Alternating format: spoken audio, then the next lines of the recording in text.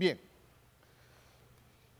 en Romanos 13, el apóstol Pablo nos enseña que debemos sujetarnos a las autoridades. Romanos 13, Pablo dice que las autoridades han sido puestas por Dios y que estamos como iglesia, como creyentes, cada uno de nosotros, puestos a sujetarnos. Hebreos capítulo 10, versículo 25, nos enseña que no debemos dejar de congregarnos. El autor de Hebreos dice, como algunos incluso tienen por costumbre, dejando de congregarse. En algunos momentos de estos 2 años de pandemia, hemos visto que estas dos enseñanzas han colisionado. Una contra otra. Hemos encontrado que los templos y los lugares públicos se han encontrado cerrados y obviamente hemos tenido que dejar de congregarnos. Y obviamente era parte del cuidado propio, pero el congregarse también es parte del cuidado de la fe. Hemos entendido que las reuniones públicas como las que se dan en los templos, cantando, alabando, abrazándonos y reconociéndonos unos a otros, también pueden haber sido limitadas por las ordenanzas locales, gubernamentales y hasta municipales. No es fácil tomar una decisión frente a esto.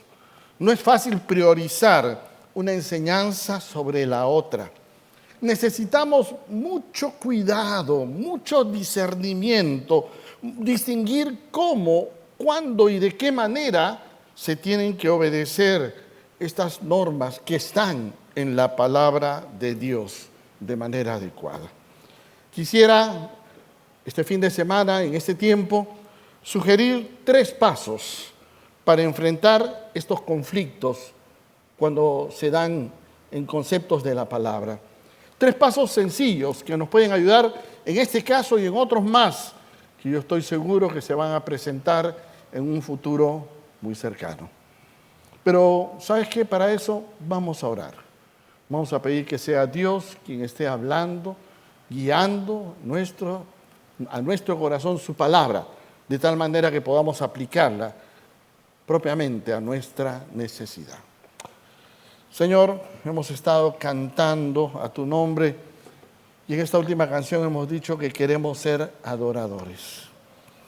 Queremos que nuestra vida sea un canto de alabanza a ti, que nuestros actos, nuestras acciones, nuestra conducta, nuestro pensamiento, nuestra forma de ver el mundo sea un canto de alabanza a ti, glorifique tu nombre. Y no solamente nuestras voces en los momentos que nos reunimos. Por eso, Señor, estamos aquí frente a tu palabra y queremos que seas tú quien nos hable. Hable claro y firme a nuestro corazón. De tal manera que podamos aprender a distinguir lo que tú quieres para nosotros en tiempos tan complejos como este. Oramos así en el nombre de Jesús. Amén, amén, amén. Han pasado casi 2 años de pandemia y ahora hemos aprendido muchas cosas que no conocíamos de las relaciones interpersonales, de la virtualidad y la no virtualidad. Y obviamente, como decíamos hace un instante, yo quisiera en este tiempo sugerirte 3 pasos para enfrentar estos conflictos que vas a encontrar cuando tú escuchas que Dios te dice sujétate a la autoridad y por un lado también te dice que debes congregarte y la autoridad te dice que no. Vamos a empezar con el primer paso. El primer paso es buscar principios espirituales más que situaciones particulares. Vuelvo a decirlo, buscar principios espirituales más que situaciones particulares. Un principio espiritual es una norma bíblica aplicable a distintas circunstancias, en distintos lugares, en distintos tiempos y con distintas personas. Ese es un principio espiritual. No es uno de los 10 mandamientos, es mucho más que eso. Es una norma espiritual establecida bíblicamente para aplicarla en distintas circunstancias de distintos lugares, distintos tiempos y personas. Por ejemplo, si tú vas a Hebreos capítulo 11, versículo 6, el autor de Hebreos nos dice que sin fe es imposible agradar a Dios. Sencillo. Dice, en realidad sin fe es imposible agradar a Dios, ya que cualquiera que se acerca a Dios tiene que creer que Él existe y que recompensa a quienes lo buscan. Ese es un principio espiritual. No es uno de los 10 mandamientos, no está en la lista de los 10 mandamientos, ni en el Sermón del Monte. Es un principio espiritual. Si tú quieres acercarte a Dios, necesitas tener fe. Es imposible acercarte a Dios si tú no tienes fe, no crees en Él. Tienes que establecer un canal de fe, pedirle fe a Dios para que en tu corazón te acerques a Él. Permíteme ilustrarte con otro segundo elemento. Gálatas capítulo 6, versículo 7. Un versículo muy conocido, ¿no? En la Reina Valera del 60 dice, todo lo que el hombre sembrare, eso también segará. En la versión contemporánea dice, cada uno cosecha lo que siembra. Gálatas capítulo 6, versículo 7. Este es un principio espiritual. Tú vives las consecuencias de tus decisiones. Tú mismo eres el que va tarde o temprano a recoger en tu propia vida y en tu propia conducta las consecuencias de las decisiones que tomes, sean buenas, sean malas, van a estar a través tuyo y en ti. No es un castigo de Dios, no es una manera en que Dios te está condenando y juzgando, es simplemente la ley de la cosecha. Tú sembraste y cosecharás. Un principio espiritual. Te das cuenta que ahora entendemos claramente que es un principio, es universal, es aplicable en distintos momentos. Pero también hay situaciones particulares que son diferentes o distintas a los principios. Permíteme ilustrarte algunos ejemplos. Por ejemplo, en Génesis 17 se habla de la circuncisión. Dios le enseña a Abraham y le dice que toda su familia y toda su descendencia tendría que ser circuncidada. Dice, ustedes circuncidarán la carne de su prepucio como señal del pacto. Ahora, eso no es para nosotros, era para Abraham. Pablo lo enseña claramente en el Nuevo Testamento. O el comer chancho, que está en Levítico capítulo 11, versículo 7, comer carne de cerdo. Era una prohibición circunstancial, temporal, en los 40 años del desierto y obviamente se mantuvo durante el tiempo de vida propia, por distintas razones. Y ojo, no era el único animal inmundo, era para ese tiempo. Más adelante en Hechos 10, Dios le va a decir a Pedro, lo que yo limpié, tú ya no lo llames inmundo. Las leyes ceremoniales o sacrificiales que están en Levítico, todas han sido derogadas cuando Jesucristo murió en la cruz. Y Mateo 27 nos dice que cuando Él murió, el velo del templo se rasgó. Ahí está en el versículo 51. Y es decir, el acceso a la presencia de Dios ya no necesitaba ese tipo de sacrificios, porque el sacrificio supremo había sido Cristo. Entonces, el Señor nos ha dado mandamientos para nuestra relación con Él y con el prójimo, nuestros 10 mandamientos. Pero también nos ha dado un sinnúmero de ordenanzas o un sinnúmero de principios bíblicos y espirituales que tenemos que saber distinguir para poder aplicar en estas situaciones y en estas circunstancias que estamos mirando. Entonces, lo primero que hemos dicho, el primer paso para saber distinguir esto es buscar principios más que situaciones particulares o leyes. Y el gran peligro es ese, que como no encontramos el principio o no lo distinguimos, no sabemos cómo aplicarlo. Déjenme avanzar a un segundo paso para ir entrando justamente en lo que nos interesa.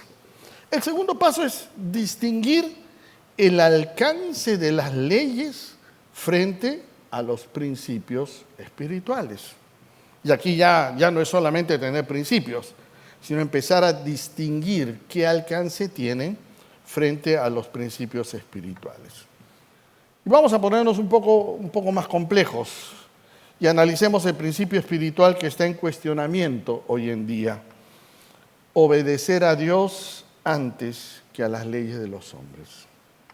Es decir, que si las leyes de los hombres, las leyes humanas, las leyes de nuestra nación, estamos hablando de Lima, Perú en nuestro caso, nos llevan a actuar en contra de los principios de Dios, debemos escoger primeramente obedecer a Dios.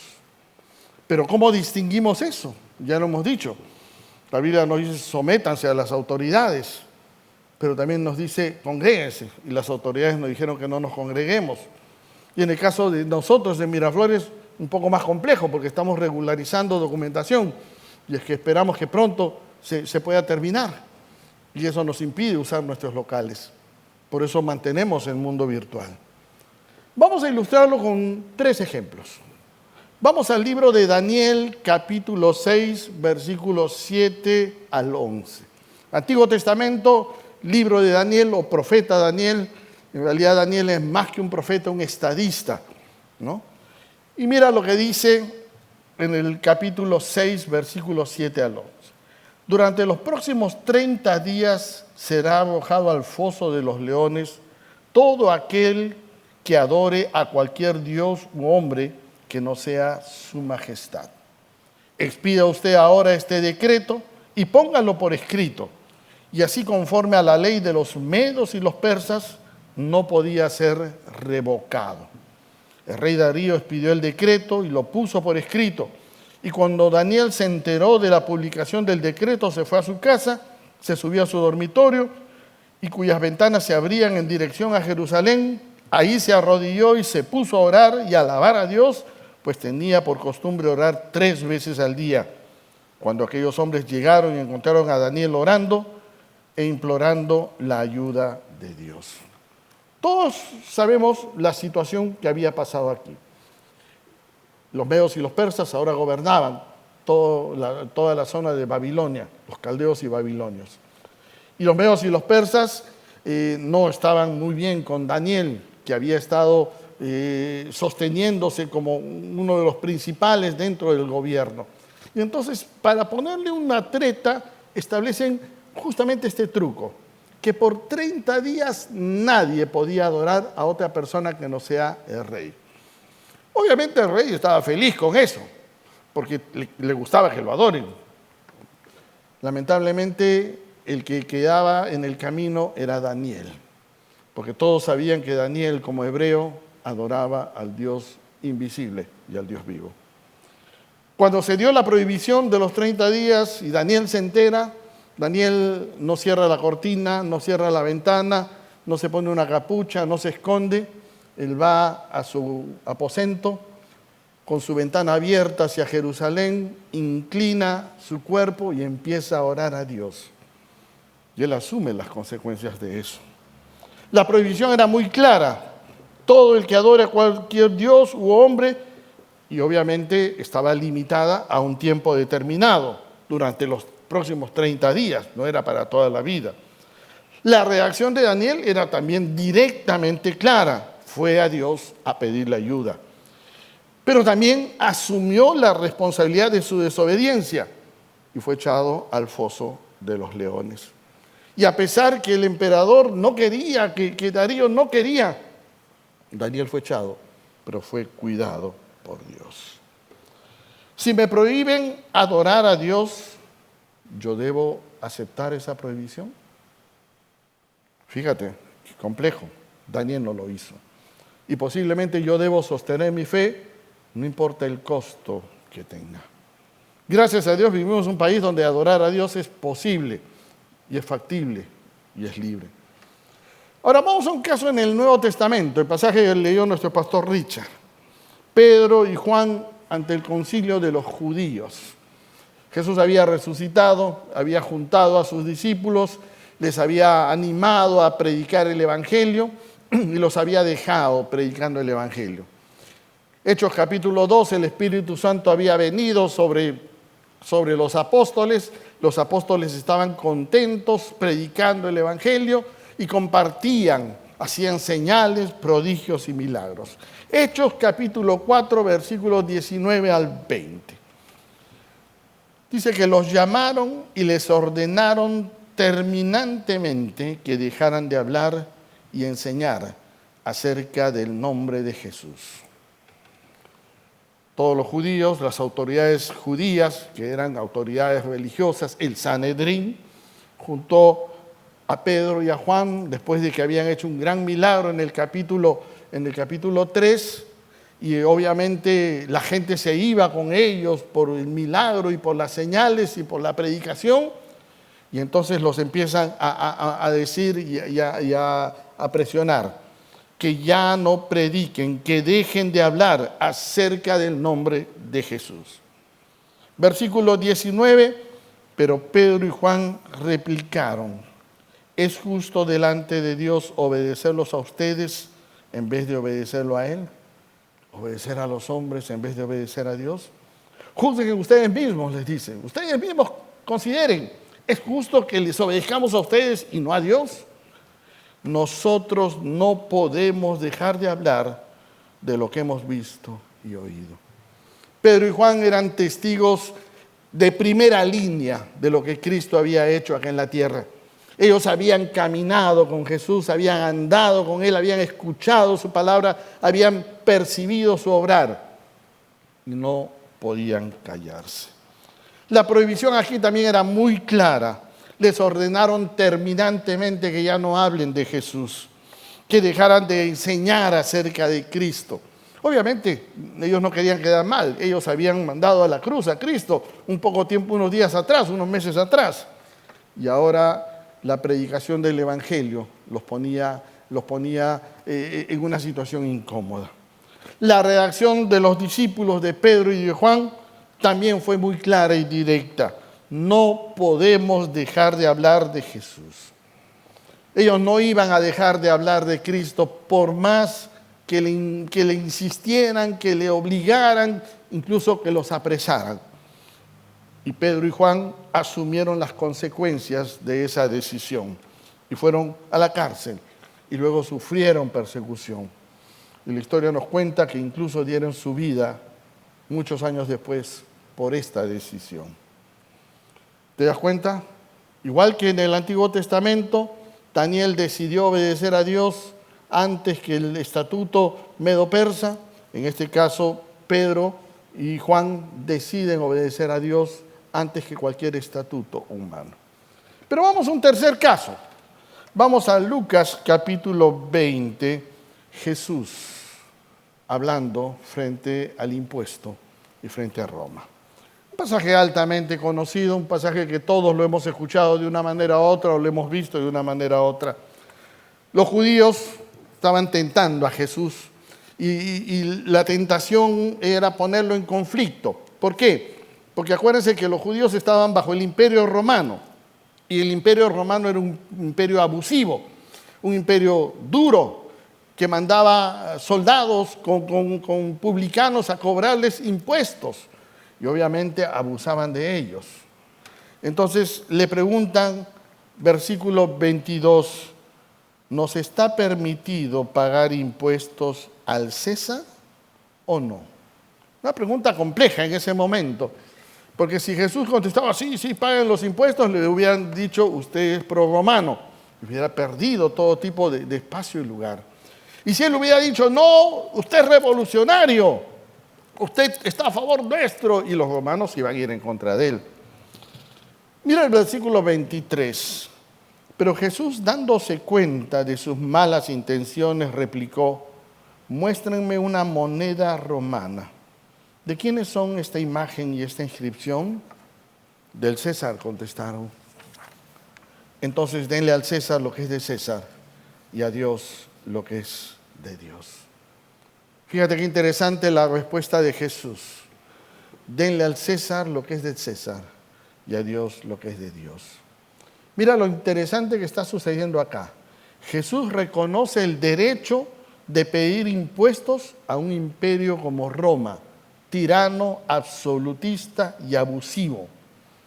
Y lo reconoce y le paga los impuestos. Mira, Jesús no encuentra conflicto entre obedecer a Dios y obedecer a las autoridades civiles que le pedían impuestos en ese momento. Y obviamente incluso asume la decisión de pagar impuestos.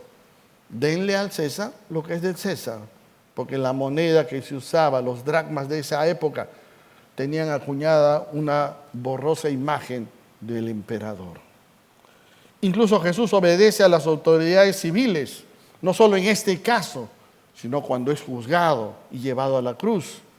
El Sanedrín y Poncio Pilatos eran la representación de las dos autoridades, la civil religiosa que tenía el pueblo judío y la romana que estaba encima de ellos.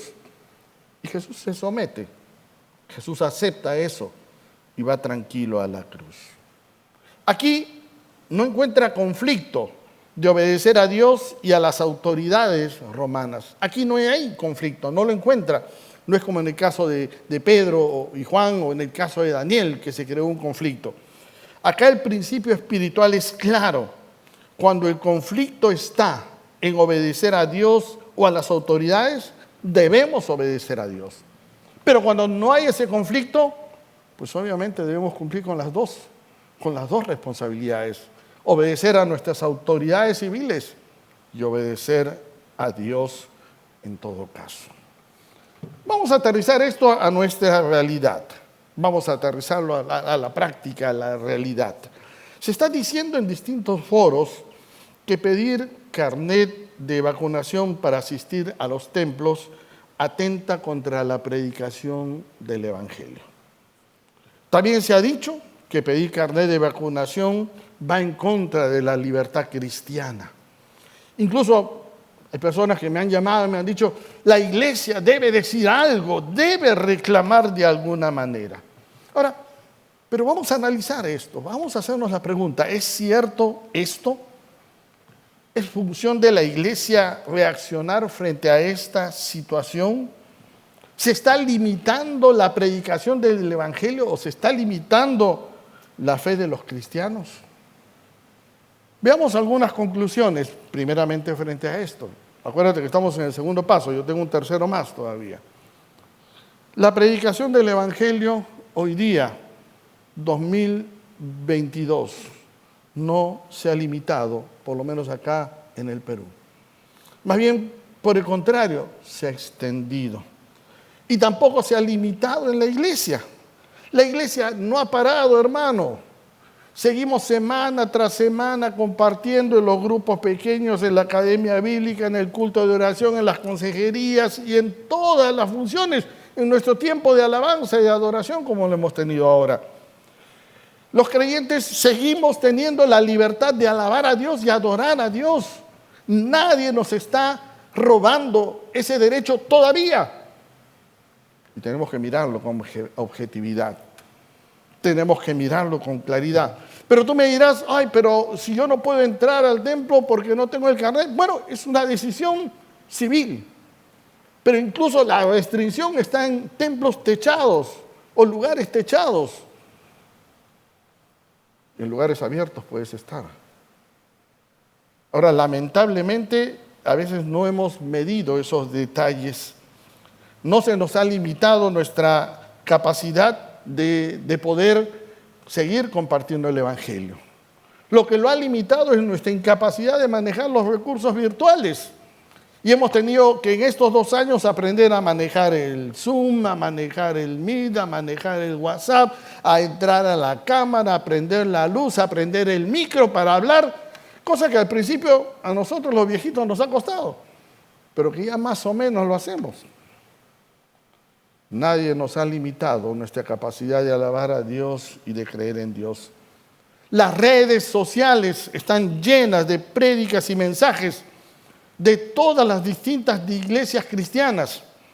No se ha limitado la predicación del Evangelio, más bien por el contrario, yo diría que la pandemia ha ayudado a que se extienda mucho más, a llegar a mayores dimensiones a través de la virtualidad, que no tiene límites geográficos, incluso temporales. Esta prédica la puedes escuchar la otra semana y la siguiente semana y va a quedar almacenada ahí en la nube, en el almacén del canal de la iglesia, para cuando quieras mirarla. Yo estoy seguro que algunos no están de acuerdo, pero esa es la realidad y hay que considerarlo así. Definitivamente, una prédica por internet no es más buena, por más buena que sea, o por más bíblica que sea, no es tan sólido como un testimonio personal. Eso es cierto, y eso nadie lo va a discutir. El testimonio de una persona viva que tú conoces, que Dios ha cambiado, es lo trascendente. que una persona que predica en vivo y te dice, Dios me ha cambiado y tú conoces su vida, esa es la realidad. Y eso tenemos que seguir haciendo como iglesia, hermanos. A nuestra familia, a nuestros amigos, en nuestro trabajo, a nuestros conocidos, tenemos que seguir hablando de Cristo. Pero lo único que se ha limitado es la capacidad de reunirnos en grupos grandes bajo lugares techados. Pero de ninguna manera se nos ha limitado el predicar el Evangelio. Tengo que terminar. Vamos al tercer aspecto. La necesidad de buscar sabiduría y discernimiento en cada situación. Dijimos 3 pasos, iba a sugerir 3 pasos. El primero, buscar principios espirituales más que situaciones particulares. El segundo, distinguir el alcance de las leyes frente a los principios espirituales. Y el tercero es la necesidad de buscar la sabiduría y el discernimiento para movernos en estas situaciones cada vez más complejas. Romanos 14, versículo 1 al 4. Romanos 14, la tolerancia madura. Dice Pablo, reciban al que es débil en la fe, pero no para entrar en discusiones. A algunos su fe les permite comer de todo, pero hay quienes que son débiles y solo comen verduras. El que come de todo no debe menospreciar al que no come ciertas cosas. Y el que no come de todo no debe condenar, pues al que lo hace, pues Dios lo ha aceptado. ¿Quién eres tú para juzgar al siervo de otro? Que se mantenga en pie o caiga, es asunto de su propio Señor. Mira qué interesante nos dice Pablo. Nos está hablando de una tolerancia cristiana que a veces no sabemos tener. Evitar las discusiones, porque las discusiones dañan, hieren y dividen. Y eso es lo que está diciendo Pablo acá claramente. Evita las discusiones. Dice, mira el versículo 1. Reciban al que es débil en la fe, pero no para entrar en discusiones. No te pongas a discutir, hermano. Si no te gusta, te quedas en silencio y te retiras. Y si te agrada, genial. Si tú no estás de acuerdo, no trates de imponer tu ley a otro. Y si otro no está de acuerdo, no trates de imponer. Sométete a Dios de manera apropiada, porque las discusiones dañan la comunión espiritual. El segundo aspecto ahí es menospreciar. No puedes tener como menor al que es diferente a ti. Y ese es un gran problema que estamos teniendo cada uno de nosotros. Al que es distinto a mí, lo tengo como menos. Al que no hace aquello o no hace lo que yo hago, lo tengo como que no conoce, como que no entiende, como que es menor. Y hermano, no puedes menospreciar. Es tu hermano en Cristo. Cristo murió en la cruz por él. No puedes tomar esa actitud. Y mucho menos juzgar y condenar a tu hermano que es diferente en su postura y en su posición. Dentro de poco esperamos que se puedan abrir las puertas de nuestro templo. Algunos querrán venir, otros querrán cuidarse, pero tú no puedes condenar a nadie, ni al que quiere venir porque quiere venir apresurado, ni al que quiere quedarse porque quiere protegerse. Más bien debes darle gracias a Dios por ello. Segundo lugar, buscar sabiduría. Santiago capítulo 1, versículo 5. Si a alguno de ustedes le falta sabiduría, pídasela a Dios y Él se las dará. Pues Dios da a todos generosamente, sin menospreciar a nadie, sin hacer ningún reproche. Mira qué interesante. Debemos reconocer que estos temas son complejos y difíciles. No pretendas establecer reglas duras, porque estos temas son complicados. Y no siempre tú o él o los dos pueden tener la razón. Necesitamos sabiduría de parte de Dios para conducirnos en estos tiempos que cada vez van a ser más difíciles. Te digo, prepárate, porque este tipo de complejidades y de decisiones van a venir más seguido. Y obviamente son parte ya del presente. Pero necesitamos sabiduría que viene del cielo. Y Santiago capítulo 3 nos habla de esa sabiduría. Yo no me puedo detener mucho, ya me he ido de tiempo, pero es una sabiduría que tiene buena conducta, que es humilde, que es pacífica, que es pura, que es bondadosa y que es dócil. No sabiduría humana, terrenal, que le gusta discutir, pelear y ir uno contra el otro. Finalmente, para enfrentar esto necesitamos espiritualidad y discernimiento. Mira a Pablo en Filipenses capítulo 1, versículo 9 en adelante. Pablo en su oración está orando por los hermanos de Filipo y dice: esto es lo que pido en oración, que el amor de ustedes abunde cada vez más en el conocimiento y en el buen juicio, para que disciernan lo que es mejor y sean puros e irreprochables para el día de Cristo, llenos de frutos de justicia que se producen por medio de Jesucristo para gloria y alabanza. Mira qué interesante, mira qué claro. El amor, hermano, es la mejor expresión de espiritualidad, no el legalismo, no los gritos, no la ira, no la violencia espiritual. Es el amor, hermano. El amor que es dócil, que es humilde, que es paciente, que sabe recibir, que sabe amar. Y, hermano, en este tiempo, en vez de dividirnos en opiniones, ¿por qué no nos unimos en amor? En vez de dividirnos en ideas y concepciones, ¿por qué no nos unimos para predicar el Evangelio? El amor debe abundar entre nosotros, discernir no solo lo bueno, sino lo mejor que quiere Dios para tu vida y para la mía. Yo tengo que terminar, pero déjame decirte que es tiempo de empezar a tomar a Dios en serio. Todavía nadie nos ha prohibido adorar a Dios, pero va a llegar el momento. Ahora tienes que prepararte. Ahora es tiempo de que tú busques a Dios con todo tu corazón. Vamos a orar, vamos a orar. Amado Señor, te damos gracias. Gracias por tu amor y por tu palabra, tan clara, tan buena, que nos ayuda, nos guía, nos dirige. Gracias, Señor, porque a través de ella encontramos sabiduría y discernimiento para hacer lo que a ti te agrada. Ayúdanos a distinguir lo que es mejor para la gloria tuya y obedecerte y darte gloria en nuestra vida. En el nombre de Jesús. Amén. Amén. Que Dios les llene de muchas bendiciones.